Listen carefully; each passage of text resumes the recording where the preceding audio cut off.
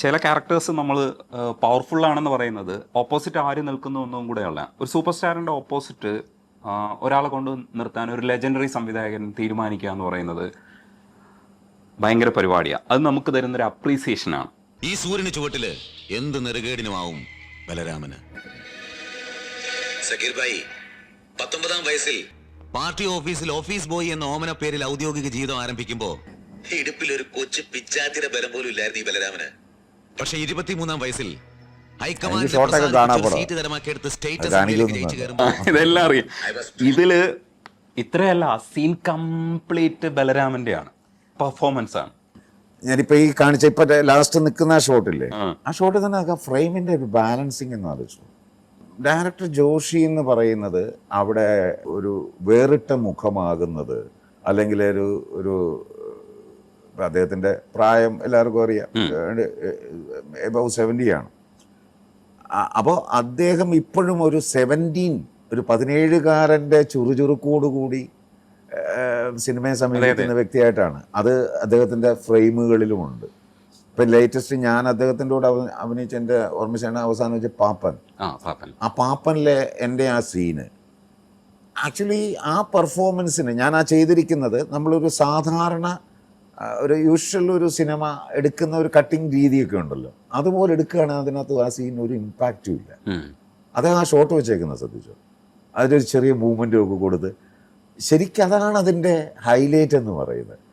ഇത് ആളുകൾ ആ ഷോട്ട് ശ്രദ്ധിക്കാതെ എൻ്റെ പെർഫോമൻസിലേക്ക് ശ്രദ്ധിച്ചത് തന്നെ പുള്ളിയുടെ ആ ഫ്രെയിമിൻ്റെ ഗുണം കൊണ്ടാണ്. അല്ല, നമ്മളവിടെ ഡയറക്ടറുടെ ആ ഒരു എന്താണ് ഡയറക്ഷൻ സ്കില്ല്, ആ ഫ്രെയിമിനെ കുറിച്ചുള്ള ബോധ്യം, ഇതൊക്കെ വർക്കൗട്ട് ചെയ്യാനായിട്ട് അവിടെ ശ്രദ്ധിച്ചാൽ ആ പെർഫോമൻസിന് അത്രയും ഇതുണ്ടാവില്ല. എന്താ പറയുക, ആൾക്കാർക്ക് അത് അത്രയും ഇതിൽ ഷോട്ടിൻ്റെ ബ്യൂട്ടിയാണ് അവിടെ നിൽക്കുന്നത്. വേണുചേട്ടൻ്റെ ഒക്കെ ഒരു പ്രത്യേകത അത്, വേണുചേട്ടൻ്റെ അവിടെ ക്യാമറമാൻ ഉണ്ടെന്നുള്ളൊരു തോന്നലും നമുക്കുണ്ടാവില്ല അദ്ദേഹത്തിൻ്റെ ഫ്രെയിമിൽ. ഇപ്പം ഇരകളൊക്കെ എടുത്തു നോക്കൂ, ആ ഒരു ക്യാമറമാൻ, ഒരു ഡയറക്ടർ, ഇവർ രണ്ടുപേരും പടം തുടങ്ങി കഴിഞ്ഞു കഴിഞ്ഞാൽ പിന്നെ നമ്മളെ കഥാപാത്രങ്ങൾ മാത്രമാണ് നമ്മുടെ ഉള്ളിലുണ്ടാകുന്നത്. ഫ്രെയിം ഒത്തിരി കൊനസ്റ്റ് മൂവ്മെൻറ്റ്സ് ഇങ്ങനെയൊക്കെയുള്ള കാര്യങ്ങളൊന്നുമില്ല. അത് എന്തൊരു എനിക്ക് അങ്ങനെയുള്ള ആൾക്കാരോടൊരു പ്രത്യേകത എന്ന് പറഞ്ഞ പോലെയാണ് ജോഷി. പക്ഷേ അങ്ങനെയുള്ള ഒരു ആക്ഷൻ സീക്വൻസ് അവിടെയൊക്കെയാണ് ജോഷിയേട്ടൻ്റെ ഇതിൻ്റെ സ്കില്ല് കാണിക്കുന്നത്. അഥവാ എഡിറ്റിംഗ് സെൻസാണ്. ഞാൻ പുള്ളിയുടെ അസോസിയേറ്റ് ആയിട്ട് കുറേ വർക്ക് ചെയ്തിട്ടുണ്ട്. അപ്പോൾ എഡിറ്റിങ്ങിൽ ഞാൻ ഒത്തിരി വർക്ക് ചെയ്തിട്ടുണ്ട്. ഞാൻ എഡിറ്റിങ്ങിലേക്ക് ഞാൻ ശരിക്കും പറഞ്ഞാൽ ആ ഒരു ഇതിനെക്കുറിച്ചൊക്കെ എനിക്ക് നല്ലൊരു ബോധമുണ്ടായി തുടങ്ങിയത് ജോഷിയേട്ടൻ്റെ കൂടെ വർക്ക് ചെയ്തപ്പോഴാണ്. അതിൻ്റേതായ പുള്ളിയുടെ ഓരോ പടം ചെയ്യുമ്പോഴും നമ്മൾ അതിനനുസരിച്ച് എൻ്റെ പെർഫോമൻസിൽ ഞാൻ മെച്യൂരിറ്റി കൂടി വരുന്നു എന്നുള്ളത് ഞാൻ ആസ്വദിച്ചിട്ടുള്ളൊരു വ്യക്തിയാണ്. അതിൻ്റെ ഒരു ഏറ്റവും നല്ല ഉദാഹരണമാണ് ഈ പറഞ്ഞ ഈ പ്രജ എന്ന് പറയുന്നത്. അപ്പം അത് ഷൂട്ട് ചെയ്തിരിക്കുന്നത് ശ്രദ്ധിച്ചോ, കംപ്ലീറ്റ് സൂം ലെൻസിലാണ് അത് വർക്ക് ചെയ്തിരിക്കുന്നത്. സൂം ലെൻസിൽ വർക്ക് ചെയ്യുമ്പോൾ ഒരു ആർട്ടിസ്റ്റിനെ സംബന്ധിച്ചിടത്തോളം ഉണ്ടാകുന്ന ബുദ്ധിമുട്ട് നമുക്കറിയാം. അനങ്ങാൻ പറ്റില്ല എന്ന് മാത്രമല്ല, എന്താണ് കൂട്ടിക്കൊടുക്കാൻ പറ്റുമോ സക്കീർ ഭായി എന്നൊരു ഡയലോഗുണ്ട്. അപ്പോൾ അവിടെ അത് കഴിഞ്ഞ് ഇമ്മീഡിയറ്റ് ഒരു ഷോട്ട് ശ്രദ്ധിച്ചാൽ അറിയാം.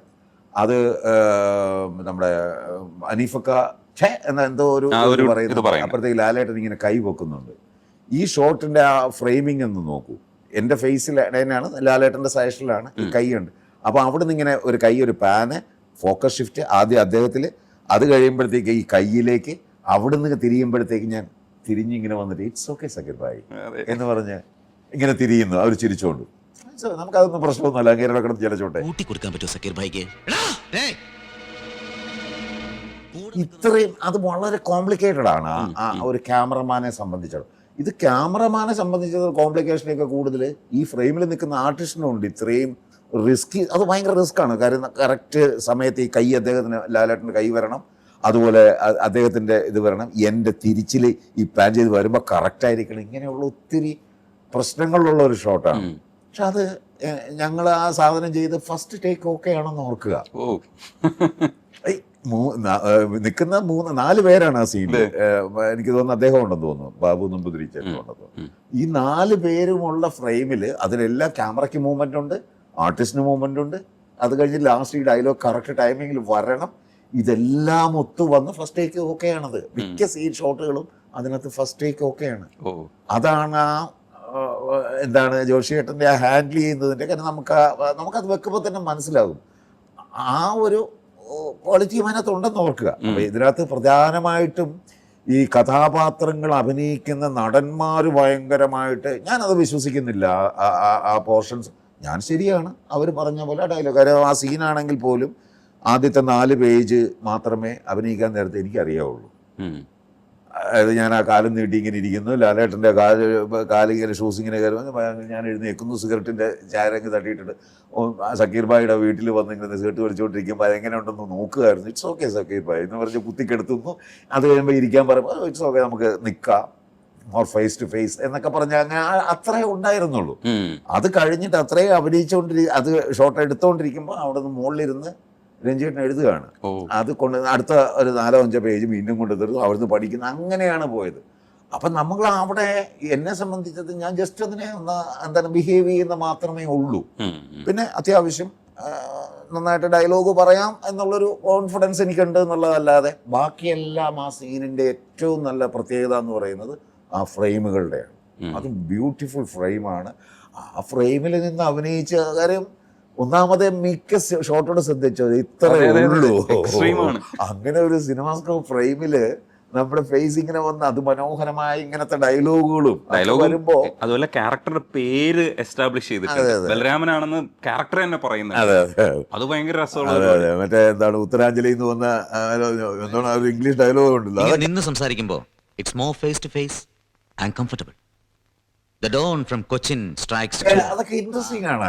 ഒരു അതിൻ്റെതായ ഒരു ഗുണമാണ് എന്നാണ് എനിക്ക് തോന്നുന്നത്.